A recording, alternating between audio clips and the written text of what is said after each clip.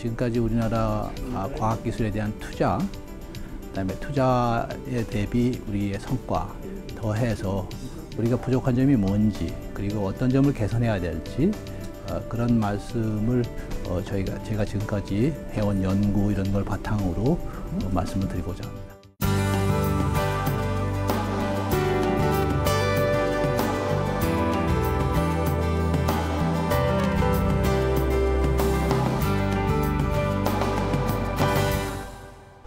오늘 말씀드리려는 내용은 지금까지 우리 해왔던 거와 좀 다른 측면을 봤으면 좋겠다, 뭐 그런 말씀을 드리고자 합니다. 지금까지는 양적 성장을 위해서 우리가 노력을 해왔으면 이젠 정말 질적인 과학기술 연구를 해야 되겠다, 그런 말씀을 드리고자 해서 왔습니다. 그래서 2009년에 슐라이오프스키라는 사람이 쓴 글에서 제가 글을 따와봤습니다. 이 사람이 미국 경제도 뭐 1998년, 2008년, 2009년 이런 때 위기가 자꾸 왔죠. 이 사람의 이제 글의 요지는 미국이 지금 양질의 일자리가 필요하다. 근데 이 얘기는 미국의 얘기뿐만 아니라 우리나라에도 똑같이 적용되는 얘기라고 생각이 되는데요. 우리도 양질의 일자리가 필요하죠. 경제 성장의 둔화는 역사적으로 기초 연구 결과가 적을 때 발생했다. 이 말의 근거 중에 중요한 근거로 이 사람들이 미국 사람들이 주로 말하는 거는 대공황이 왔을 때 대공황을 이겨낼 수 있었던 제일 중요한 이유 중에 하나는 기초 연구 때문이었다고 말을 한답니다. 그런데 중요한 거, 이 사람이 경제학자인데 이런 말을 쓴 건 참 놀라운 건데요. 과학의 성공은 연구가 제한된 후 심사 과정부터 심사자들이 공개적으로 공정하게 심사하고 성실하게 연구를 수행하고 그 실패를 동시에 인정해야 된다. 놀랍게도 선정 과정에 대한 얘기를 이 사람이 하는 걸 볼 수가 있습니다. 동시에 연구자들에게 자신이 목적했던 분야뿐만 아니라 연구가 진행되는 동안 견눈질할 기회를 줘야 된다. 사실 굉장히 중요한 일인데 어떤 연구 프로포절 같은 거 냈을 때 우리나라에서는 그 낸 프로포절을 정말 잘했는지에 대한 심사를 하는데, 사실 위대한 발견은 그 프로포절이 아니고 그 옆에 이렇게 견눈질하면서 나오는 데서 나온다는 거죠. 그 예로 누가 1975년에 시작된 PC의 발명에서 시스코, 아마존, 구글, 이베이, 페이스북과 같은 회사들이 태어날 줄 생각했겠느냐, 그런 말을 합니다. PC하고 사실 전혀 상관없는 회사들 같은데 네트워크와 PC가 발명됨으로써 이런 일들이 일어나게 된 거죠. 이게 견눈질의 결과라고 말하고 있는 거고요. 그 다음에 이거는 일반인들이 많이 알고 계시진 않는데요. 제가 1981년에 벨랩에 바로 입사를 했는데, 그때 막 가니까 사람들이 Cellular Communication Technology라는 걸 막 얘기를 하고 있었습니다. 그게 무슨 얘기냐면 그 전에까지만 해도 모든 사람이 무선통신 기기를 갖고 다니는 건 불가능하다고 생각했습니다. 왜냐하면 쉽게 생각하면 모든 사람들한테 한 주파수를 줘야 되거든요. 단순한 생각으로는요. 한 주파수로 생각하면 우리 인류가 전 세계 인류가 80억이면 80억 개의 주파수를 줘야 되는데 기가헤르츠 단위에서는 80억 개 주파수를 줄 수가 없습니다. 간섭이 옆에 거하고 간섭을 생각하면 한 지역에다가 일정 주파수를 주는 겁니다. 그리고 그 지역이 예를 들어서 5km, 뭐 10km, 10km를 관장을 하는데 그 받은 주파수를 그 사람들한테 어사인을 하는 겁니다. 그 지역이 예를 들어서 5,000명이면 5,000명, 10,000명이면 10,000명만을 커버하는 겁니다. 그래서 기지국이란 개념을 처음으로 개발한 건데요. 그런데 그 개념, 단순한 몇몇 이런 통신 논리하는 사람들의 몇몇 사람들의 그 개념으로 전 세계 사람의 주머니에 전화기가 들어가게 된 거죠. 그러니까 사실은 그거 하시는 분들이 리서치 디비전에 있던 사람들이라 커뮤니케이션과 거의 상관없는 사람들입니다. 네트워크 하시는 분들이요, 네트워크의 기본 이론 하시는 분들이었는데요. 그런 간단한 데서 굉장한 발견이 일어났다, 이런 말씀을 해주고 있습니다. 그래서 미국의 성공 사례는 세 가지라고 생각하는데요. 미국은 엔터프러너십이라는 게 정말 발달한 나라고, 정부 투자, 그 다음에 기업 내, 대기업 내 연구, 세 개로 크게 미국의 발전을 볼 수가 있었는데요. 그 세 개를 크게 묶을 수가 있다고 생각합니다. 앙트로프러너십의 대표적인 예 같은 게 놀라운 건데요. 1916년에 이 사람이 슈퍼마켓 특허를 냈습니다. 그 왼쪽에 있는 게 특허원 모양입니다. 특허 내놓은 모양입니다. 1916년에 어떻게 저런 그림을 그렸는지 정말 상상하기 힘들 정도. 슈퍼마켓. 지금 요즘의 슈퍼마켓을 제가 오른쪽에 사진으로 놨었는데요. 근데 이 사람이 피글리 위글리라는 슈퍼마켓 체인을 남부에 만들어서 굉장히 성공을 했는데 주식에 손을 대서 파산했답니다. 결국. 아무튼 굉장히 성공했던 사람 중에 하나입니다. 이런 특허를 낸다는 것 자체가 놀랍고요. 그 다음에 지퍼. 지퍼 특허가 1913년에 나왔는데요. 이때 지퍼 회사가 있었습니다. Separable Fastener라는 회사가 있었는데 계속 이 지퍼가 팔고 나면 벌어지는 겁니다. 그래서 지퍼를 쓴 사람들이 전부 다 옷빈 같은 건 하나씩 들고 다녔답니다. 옆으로지면 잠궈야 되니까. 그런데 기디언 선백이라고 이 스웨덴에서 20살 때 이민 온 사람이 있었는데 이 사람이 들어와서 1년 만에 특허를 낸 게 그 가운데 있는 특허입니다. 1913년에 제출한 특허고요. 1917년에 완성된 특허인데 완성된 특허를 보시면 요즘의 지퍼하고 똑같이 생겼습니다. 그런데 제가 무슨 말씀을 드리고자 하냐면 그 조직 내에 있는 사람은 새 아이디어를 못 내는 경우가 있습니다. 이 사람이 스웨덴에 왔기 때문에 생각이 다른 사람이기 때문에 이런 게 가능했을 수도 있습니다. 그러니까 새로운 인력의 인플럭스를 계속해서 생각할 수 있는 그런 좋은 예라고 생각해서 제가 이걸 드리고요. 그 다음에는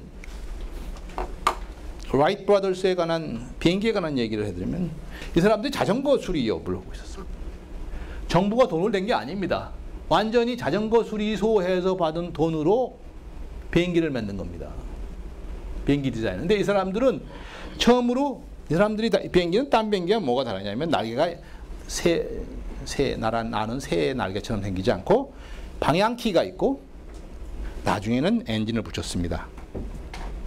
그런데 미국은 이런 민간의 안토파노에도 정부가 사실은 뒤에 돈을 많이 댔습니다.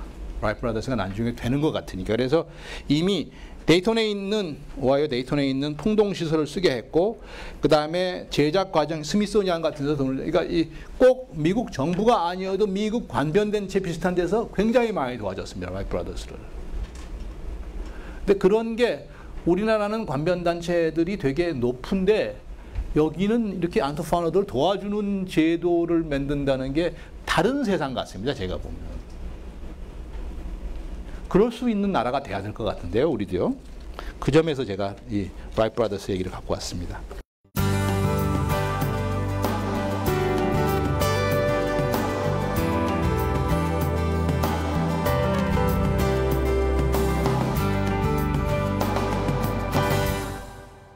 미국은 우수 논문이라는 게 대부분이 유사한 논문이 10편 이하입니다.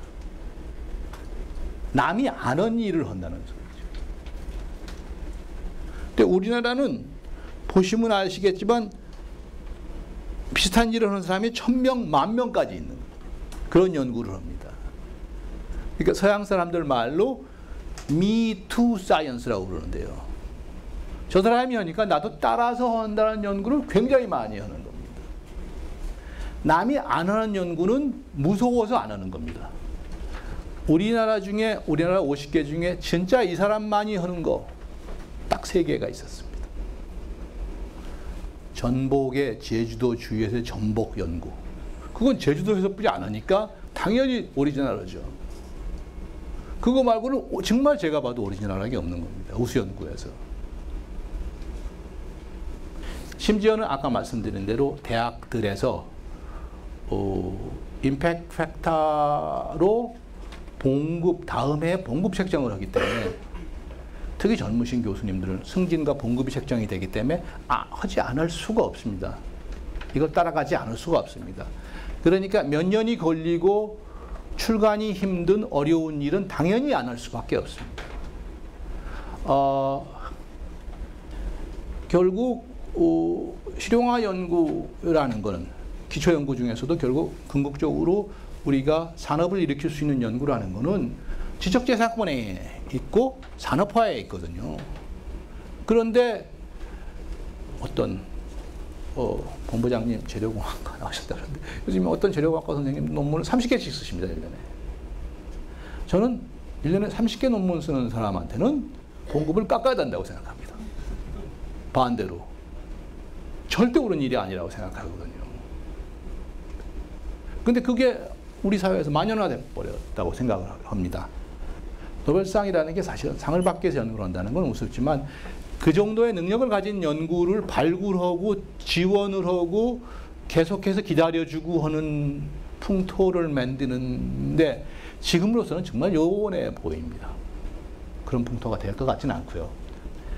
그 다음에 아주 중요한 일 중에 하나가 과학기술 정책, 키스텝이 해야 될 일 중에 하나인데 전문가 양성입니다. 저도 뭐 나노 뭐 이럴 때 와서 몇 번 도와드리고 그런 적이 있는데 정말 뭐 한 어떤 나노 기술에 대한 정책을 만든다 했을 때 모여서 한 6개월 몇 번 회의하고 해서 여러 선생님들이 해서 결과 끝에는 되게 민주적인 절차에 의해서 델파이 조사를 하거나 플러스 선생님들이 거기 앉아 계신 전문가들이 투표로 우린 이런 걸 해야 됩니다 결정을 합니다. 오늘 아침 신문에도 우리가 앞으로 먹고 살아야 되는 문제, 무인 자동차, 탄소 섬유, 또 하나가 뭐더라? 3개가 신문에 났던데 제가 보면 아닐 것 같거든요. 그 3개가. 그것도 역시 투표에서 결정된 내용 같습니다. 어떻게 결정을 해야 되느냐? 일본의 예를 들면 일본은 여러분들 이와쿠라 사절단이라는 말 명치 주신 때 했던 얘기입니다. 근데 그걸 아직도 하는 것 같습니다. 그래서 나노가 처음에 나왔을 때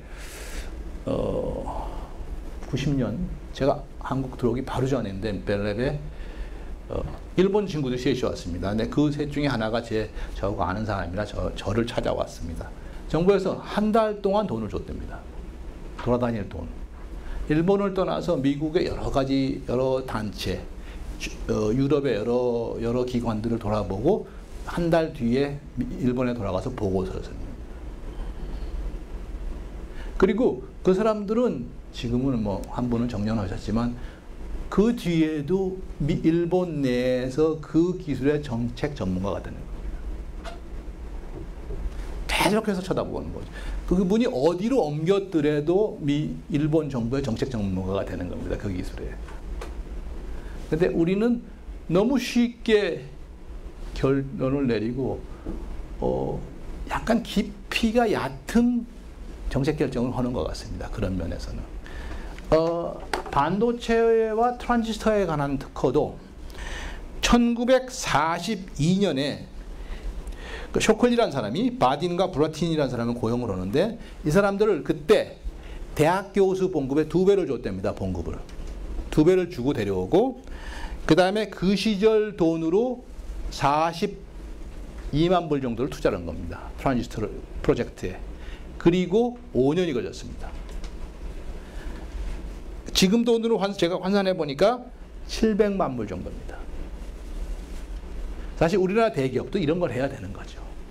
700만 불은 70억인데요. 70억 투자를 해서 트랜지스터를 발견해낸 겁니다.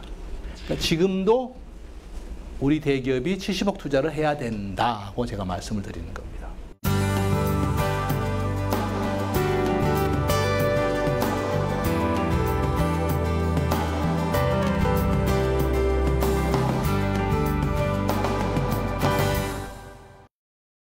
이 말은 거의 그대로 갖다 어디서든지 누구든지 써도 될 것 같은 말들이 써 있습니다. 정확한 진단인 것 같고요. 제가 읽어드리면 OECD에서는 한국 산업체 R&D는 대기업 중심이고 중소기업 연구는 미비하다. R&D 경영의 효율성과 사업화 효율성이 낮다. 기초연구 경쟁력과 대학 연구 경쟁력이 낮다. 근데 높지 않은데 자꾸 높다고 그러니까 답답합니다. 저는 돈을 많이 투자하니까 높다고 그러는데 답답합니다. 사실 낮습니다. 저희가 전혀 높지 않습니다. 국외 연구비 수주가 낮으며 국제 연구 그룹의 참여율이 낮다. 월드뱅크에서는 월드뱅크가 더 정확하게 본 것 같은데요. 산학연 사이에 적극적 대화가 필요하다. 공공투자에 대한 정당성과 공정성이 확보돼야 된다. 이 말은 거꾸로 말하면 확보되지 않았다는 소리입니다. 대기업에 대한 지원은 공공성을 고려해야 된다. 그다음 기초연구를 활성화해야 되고 연구를 저해하는 요소를 제거해야 된다. 그다음에 정부 출원 연구소의 역할 정의를 제고해야 되고 산업체 연구 보완 기능보다 공공 연구에 주력을 해야 된다. 지금은 중소기업으로 바꾼 것 같고요. 정책을 우리 정부는. 그다음에 중소기업 지원 정책에 변화가 있어야 된다. 국제교류, 공동출자, 공동연구, 국제기구 참여, 국제평가의 활성화가 돼야 된다. 그 다음에 정부 담당 부처 간의 공동정책 추구가 필요하다. 사실 제가 하고 싶은 말을 월드뱅크가 다 한 것 같습니다. 저는 삼성미래기술육성재단 초기부터 같이 일을 해보지 않겠느냐고 했을 때 그분들이 철학 정립부터 운영까지 완전히 외부 사람한테 맡기겠다. 그 생각해 보니까 정부 관계된 일을 하는 것보다 훨씬 재밌을 것 같은 생각을 했습니다. 왜냐하면 철학 정립부터 저희 보고 하라고 그러면 굉장히 좋을 것 같아서요. 그래서 물론 이분들이 이제 바운더리는 딱 그어놨습니다. 기초과학에 0.5조, 소재에 0.5조, ICT에 0.5조를 10년 동안 투자를 하겠다. 그거는 삼성전자의 이사회에서 결정난 사항이다. 투자에는 걱정은 안 해도 된다. 그래서 저희 아예 철학을 정하기를 세계 유일 또는 최고의 독창적 파괴적인 혁신 과제만을 선정하고 지원하겠다. 실패를 용납하겠다. 그래서 저희는 타겟 성공률을 한 10%로 생각합니다.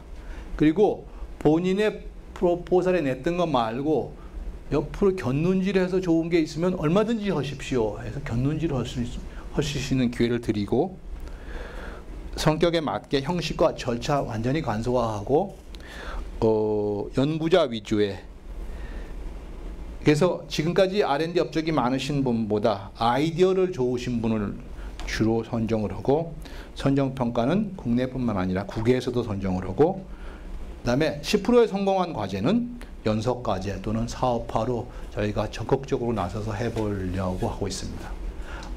지금 2년 했는데 지금 160까지 지원했습니다. 그런데 성과가 금방 나올 거를 기대하지는 않지만 이미 한 5-6개는 상당히 재미있는 성과를 내고 있습니다. 산업화도 할 수 있을 것 같고 어떤 일은 지금까지 아마 보지 못했던 네이처의 논문 안 나와도 좋습니다. 저희는 절대 그런 거 강요를 하지 않습니다. 감사합니다.